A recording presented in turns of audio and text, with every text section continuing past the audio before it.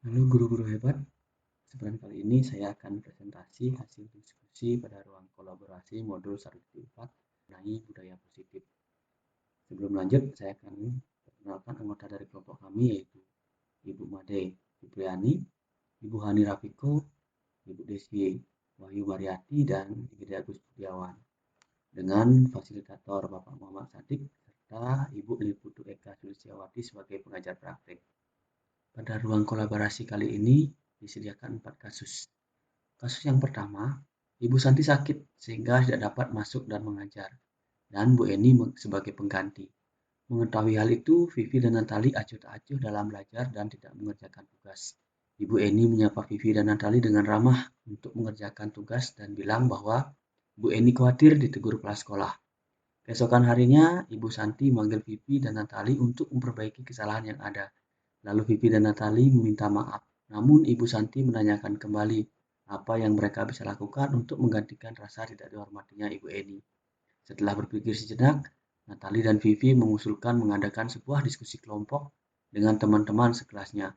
Mereka pun beritahu Ibu Eni bahwa mereka telah memberitahu kepala sekolah Pak Hasan agar bila lain waktu ada ketiadaan guru, maka Ibu Eni sebagai guru pengganti. Pada kasus ini terdapat 4 pertanyaan. Jawaban kami dari 4 pertanyaan itu adalah langkah restitusi yang dijalankan Ibu Santi yaitu menstabilkan identitas pada apakah mereka mau memperbaiki masalah yang ada. Validasi tindakan salah di mana Ibu Santi bertanya hal apa yang bisa dilakukan untuk menggantikan rasa tidak dihormatinya Ibu Eni dan menanyakan keyakinan kelas dengan apa gagasan dari Vivi dan Natali. Yang berikutnya restitusi yang diusulkan sudah sesuai dengan pelanggaran yang dibuat. Langkah restitusinya dengan mengadakan diskusi kelompok, mengirim email ke Ibu Eni dan memberitahu kepala sekolah. Terakhir, posisi yang diambil Ibu Eni adalah membuat orang merasa bersalah. Dalam kalimat, nanti Ibu ditegur kepala sekolah kalau kalian tidak bekerjakan tugas. Dan posisi sebagai teman, karena ada kata persuasif pada ayolah, tugasnya dikerjakan. Dan jika saya adalah Pak Hasan, maka saya akan mendukung tindakan Bu Santi. Karena langkah Bu Santi sudah sesuai dengan harapan pada segitiga restitusi dan kontrol yang digunakan Bu Santi adalah sebagai manajer. Pada kasus kedua, Sabrina bangun terlambat dan terburu-buru sampai di sekolah. Dia baru menyadari kalau tidak menggunakan sepatu hitam sesuai dengan peraturan sekolah. Bapak Lukman perhatikan Sabrina yang berwarna putih. Sabrina berusaha menjelaskan bahwa dia terburu-buru dan salah menggunakan sepatu. Pak Lukman menyatakan peraturan sekolah tentang seragam dan warna sepatu. Pak Lukman tetap menganggap Sabrina salah karena melanggar peraturan dan meminta copot sepatu dan belajar tanpa sepatu seharian.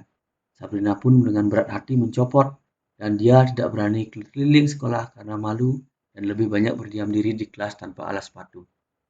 Pada kasus ini diberikan 3 pertanyaan. Untuk pertanyaan-pertanyaan tersebut hasilnya adalah sebagai berikut. Posisi kontrol Pak Lukman adalah penghukum. Indikatornya Pak Lukman memberikan hukuman tanpa mendengar alasan dari Sabrina. Terlihat dari kata-kata Pak Lukman, jika sebagai manajer seharusnya bersikap ramah, nada suara yang lembut dan menunjukkan tulisan dalam sikapnya. Menangani Sabrina. Apakah menurut kamu memakai sepatu selain warna hitam itu tindakan yang benar? Mengapa memakai sepatu selain warna hitam? Apakah kamu tahu kalau terlambat itu tidak sesuai dengan keyakinan kelas? Jika menjadi kepala sekolah, nilai kebajikan yang dituju dengan peraturan harus berwarna hitam adalah disiplin, adil, tanggung jawab, dan saya tidak setuju dengan tindakan yang dilakukan Pak Lukman, karena seharusnya Pak Lukman menggunakan model segitiga restitusi dalam menanamkan disiplin positif pada murid. Untuk kasus yang ketiga, Ibu Dani menjelaskan pelajaran bahasa Inggris, namun Fajar malah tidur-tiduran dan tampak acuh tak acuh pada pelajarannya. Ibu Dani meminta Fajar maju dan menjawab soal, namun Fajar pun tampak malas-malasan maju ke depan, dan di depan hanya diam terpaku, sambil memegang buku bahasa Inggrisnya dan mainkan spidol. Ibu Dani mengingatkan Fajar untuk tidak tidur-tiduran dan meminta untuk duduk kembali. Hal seperti ini sudah seringkali terjadi pada Fajar, dan nilai-nilainya pun tidak terlalu baik untuk pelajaran bahasa Inggris.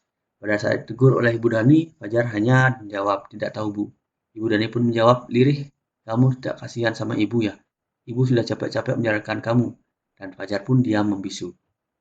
Pada kasus ini terdapat 4 pertanyaan. Posisi kontrol yang diambil oleh Ibu Dani adalah sebagai pembuat rasa bersalah. Ditunjukkan oleh kalimat, kamu tidak kasihan sama Ibu ya?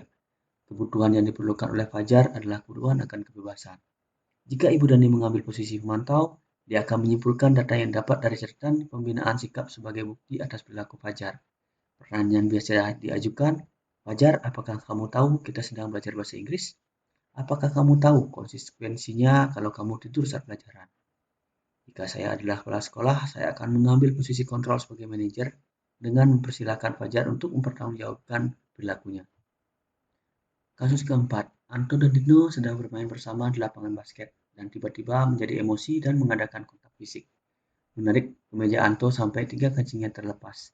Ibu Suti sebagai kepala sekolah berupaya menenangkan keduanya. Dia mengatakan bahwa Dino saat ini sedang marah sekali. Menurut Ibu Suti, membuat kesalahan adalah hal yang manusiawi dan bahwa mempertahankan diri adalah hal yang penting. Ibu Suti melanjutkan bertanya tentang keyakinan sekolah yang disepakati, serta apakah Dino bersedia memperbaiki kesalahan yang telah dilakukan terhadap Anto. Kemudian Ibu Suti balik bertanya kepada Anto apa hal yang bisa dilakukan Dino untuk memperbaiki masalah. Anto minta kancingnya diperbaiki karena takut ibunya akan marah. Ibu Suti bertanya ke Dino apa yang akan dia lakukan untuk mengganti kancing Anto yang lepas. Dino ingin mengelem kancingnya, namun Ibu Suti menanggapi kalau dilem akan mudah terlepas dan minta Dino menjahit saja dengan belajar menjahit dengan Pak Irfan, guru tata busana. Sepanjang siang, Dino belajar menjahit dan memperbaiki kemeja Anto. Terakhir kali terlihat kedua anak laki-laki tersebut pada jam pulang, mereka sudah bercengkrama dan bersenda gurau kembali. Dari kasus ini terdapat 3 pertanyaan. Posisi kontrol yang telah dipraktikkan oleh kepala sekolah Ibu Suti yaitu manajer karena menggunakan strategi segitiga restitusi dalam menangani kasus tersebut.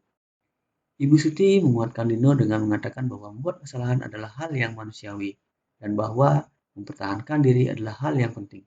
Sedangkan Ibu Suti menguatkan Anto dengan cara bertanya tentang hal apa yang bisa dilakukan Dino untuk memperbaiki masalah agar kancing bajunya bisa terpasang. Nilai-nilai kebajikan terlihat dari Dino berniat memasang kembali kancing baju Anto menunjukkan sikap tanggung jawab. Kehendak Anto ingin pancing bajunya dipasang kembali berakhirkan kejujuran. Ibu Suti memfasilitasi kedua anak tersebut untuk saling menghormati dan menghargai pendapat masing-masing serta mengajak kedua anak tersebut untuk menerapkan disiplin dan saling menyayangi satu sama lain. Kesimpulan yang didapat, jika ada kasus terjadi di sekolah di mana di sekolah tidak dapat langsung diselesaikan, maka solusi yang dapat diambil adalah melakukan kolaborasi dengan orang tua murid yang bermasalah. Guru dapat membantu memberikan informasi yang benar kepada orang tua yang anaknya mengalami masalah agar tidak terjadi salah paham. Karena terkadang perilaku siswa di sekolah dan di rumah sangat berbeda. Demikian presentasi kali ini. Saya ucapkan terima kasih. Salam dan bahagia.